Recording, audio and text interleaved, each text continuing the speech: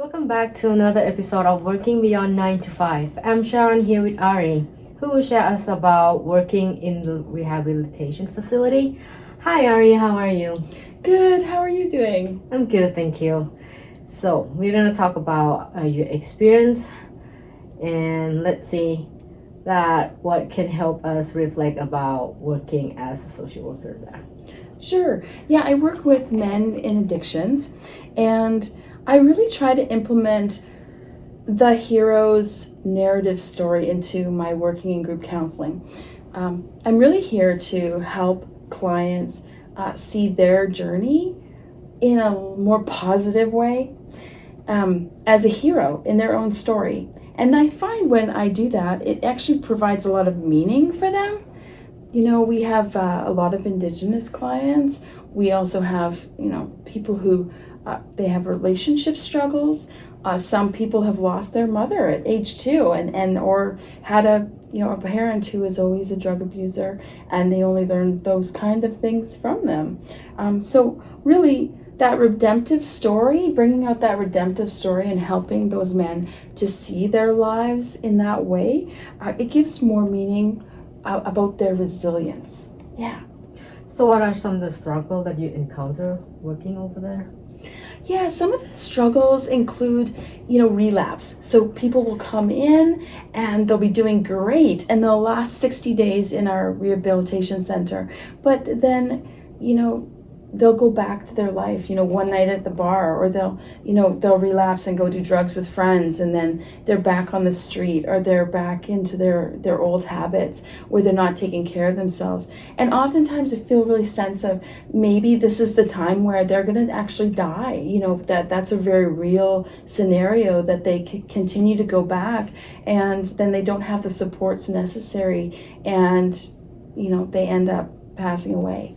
Wow. Which is very sad. Yeah, it is really sad. So, what are your values that lead you to this career field? So I am a fairly empathetic person, and I feel that with that idea of the hero's journey, I really feel that people can overcome and they can really triumph over alcoholism, drug abuse, even poverty and homelessness. They just need the right place to really feel supported. And not everyone actually, always changes their life or always, gets this under control. But to have a place where they can actually try is really amazing thing to have. And I love being part of it. I love seeing people who thought that their life was over, finding friends who are supportive, going out snowboarding for the weekend with a bunch of guys, and they all don't drink and they're all having just a really great time, and allowing those friendships to form that are really supportive. Yeah, that's really nice supporting group for them. Yeah. And I feel like it's really helping them to feel like they kind of rebirth again, right? Yeah. That's really like a second chance of their lives. That's really fulfilling. Yeah, like flourishing, suddenly having the opportunity to flourish and really that's the most rewarding thing, is seeing people flourish and seeing them do really well and see them reconnect with their children and have good connections. That's what we hope for everyone. Yeah. So how do you feel about trauma-informed approach at work? Yeah, trauma-informed approach. Sometimes we have a lot of violence, and that's hard for me, to work in those experiences, work through them.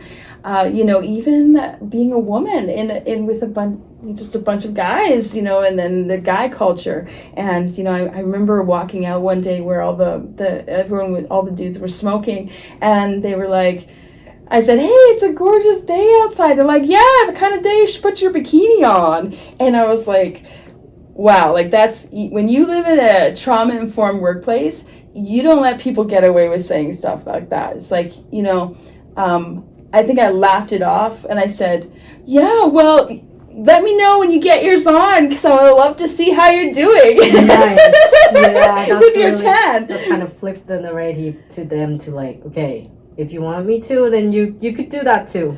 I kind of had to pull that person aside and explain Yeah. to them these are kind of maladaptive things to say to women. Mhm. If you really want to build relationship, you can't just see women as objects.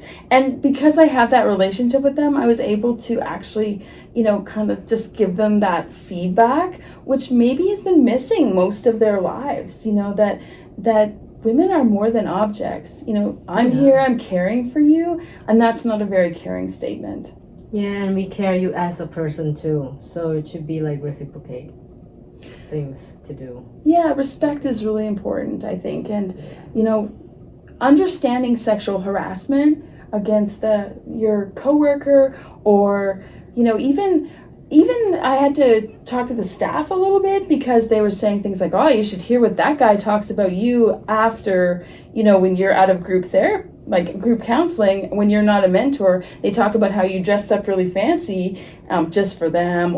And so it's really good to reframe these kind of thoughts to really make it so that when they go out into the real world, they don't encounter that hostility from women that they normally might have had. That's right. So, what are the obligations to the self that you have?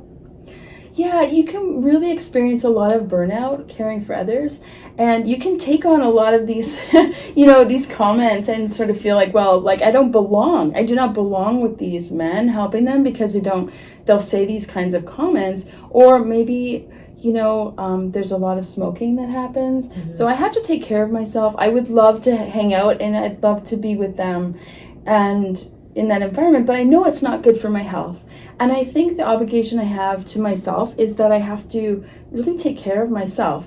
And when people are saying comments like, oh, you're looking hot today, you can take that in, internalize it, and say, like, I shouldn't take care of myself because I look too good. I'm taking too good of care for myself.